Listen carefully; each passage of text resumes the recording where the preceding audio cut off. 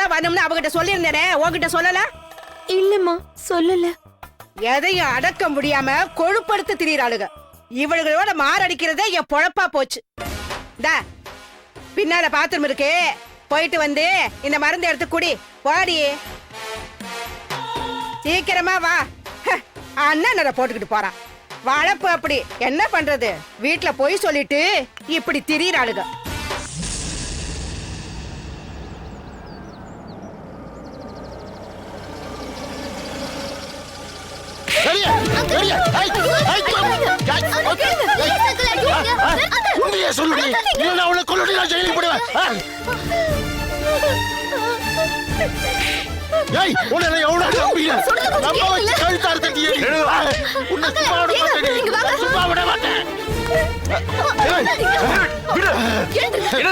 என்ன பண்ணிட்டு இருக்க? அவன மனுஷியா மாடா இப்படி போட்டு அடிச்சிட்டு இருக்க? அப்படி கேளுங்க, நானும் அப்பத்துல இருந்து அதான் சொல்லிட்டு இருக்கேன். இவளை போட்டு மிருக மாதிரி அடிச்சிட்டு இருக்காங்க. காலேஜுக்கு போற பொண்ண ஃப்ரெண்ட் மாதிரி ட்ரீட் பண்ணு டேவிட். ஐயா, இந்த கேடுகட்ட கழுதைக்கு காலேஜ் வேண்டாம், எங்கேயாவது எக்ஸ்போர்ட் கம்பெனிக்கு வேலைக்கு அனுப்புறேன்னு சொன்னேன். ஆனா நீங்க தான் காலேஜ்ல படிக்கட்டும் அப்படின்னு சொல்லி நீங்க உதவி பண்ணினீங்க. அதெல்லாம் விடு. ஆனா இந்த சிரிக்கி காலேஜ கட்டடிச்சிட்டு அவங்க சுத்தறாயா? விடு சொல்றல. என்ன இது? இன்னும் பழைய காலத்திலே இருக்க? இது 21ஆம் நூற்றாண்டு. படிக்கிற வயசுல ஆம்பளைங்களும் பொம்பளைங்களும் ஒன்னா சேர்ந்து குரூப் ஸ்டடிஸ் பண்ற அளவுக்கு நாகரிகம் வளர்ந்துருக்க. நீ என்னன்னா யாரோ ஒரு பையன் கூட சுத்துறான்னு பெரிய இஷ்யூவா சொல்லிட்டு இருக்க? ஐயா இல்லைங்க ஐயா, இது வேற மாதிரி பிரச்சனை. என்ன பிரச்சனை? இவங்க கிட்ட எல்லாம் சொல்லாத ஒரு விஷயத்தை நான் இப்ப உங்ககிட்ட சொல்ல போறேன்.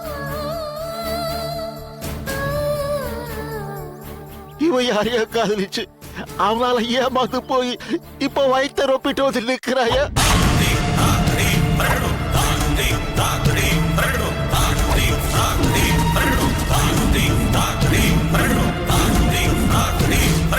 அழுத்தக்காரி.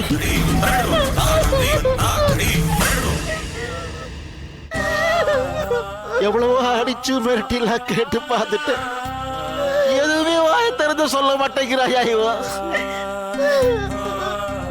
சொல்லு, அப்படிலாம் விட்டுற முடியுமா? யாரு ஜெனிஃபர் அது?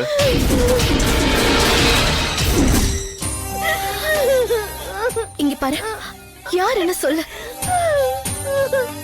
அப்பதானே நம்ம மேற்கொண்டு அவங்க கிட்ட பேச முடியும். யார் என்ன சொல்ல ஜெனிஃபர். இங்க பாரு ஜெனிஃபர், இது வரைக்கும் நான் உன்கிட்ட அவ யாரு என்னன்னு கேட்டதே இல்ல. இப்போ விஷயம் ரொம்ப சீரியஸ் ஆயிடுச்சு. நீ அவ யாருன்னு சொல்லிதான் ஆகணும். உண்மையை சொல்லு ஜெனிஃபர், யாரு? இந்த விஷயம் உனக்கு ஏற்கனவே தெரியுமா? இல்லனா இன்னைக்கு மார்னிங் தான் எனக்கு இந்த விஷயமே தெரியும். அதுவும் அவங்க லவ் பண்றாங்கன்றது மட்டும்தான் எனக்கு தெரியும். எனக்கு இந்த விஷயம் எதுவும் தெரியாதுண்ணா. சரி சரி, நீங்களே உள்ள போங்க. டேவிட், என் கூட வா. ரெணுகா, ஒரு விஷயம் இங்க வா. அழாத ஜெனிஃபர். அவகிட்ட நைஸா பேசி கேக்குறாங்களே அந்த பையன் யாரு என்னன்னு விசாரி. போ. ஜெனிஃபர், இங்க பாரு. திலகா குட்டி, இங்க வாமா. இங்க பாரு, நீ போய் அவ ஃப்ரெண்ட்ஸுக்கெல்லாம் ஃபோன் பண்ணி அவங்கள யாருக்காவது அவனை பத்தி டீடைல்ஸ் தெரியுதான்னு கொஞ்சம் ட்ரை பண்ண. ஓகே? சரிண்ணா. போ. வா டேவிட். இங்க பாரு, அவங்க எல்லாம் போயிட்டாங்க. யாருன்னு சொல்லு ப்ளீஸ் ஜெனிஃபர், என்கிட்ட சொல்லு. சொல்லு ஜெனிஃபர்.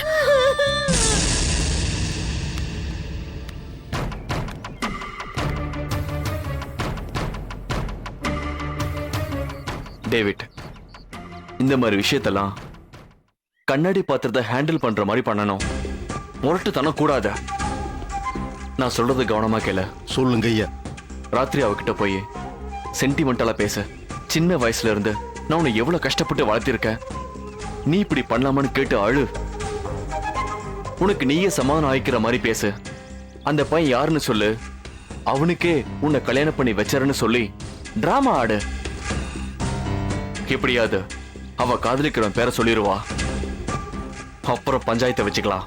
ஐயா, அவளை ஏமாத்தினவன் பிராடு நல்லா தெரியுது ஐயா. ஆனா அவங்கிட்ட போய் மறுபடியும் டேவிட், நாம அவகிட்ட அப்படிதான் சொல்லுவோம். பையன் யாருன்னு தெரிஞ்சுக்கிட்ட பின்னாடி வேற மாதிரி ஐடியா சொல்லி கொடுக்கறேன். சரிங்க ஐயா. அப்புறம் அவ மேல கோவப்படவும் கூடாது, அவளை அடிக்கவும் கூடாது. புரிஞ்சுதா? சரிங்க ஐயா.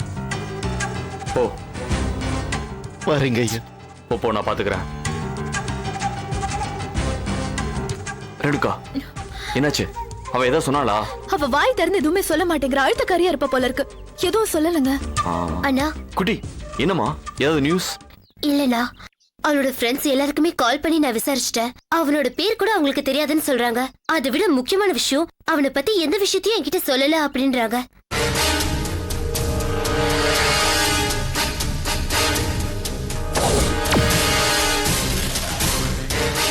அப்போ அவளோட கர்ப்பத்துக்கு காரணம் யாரு?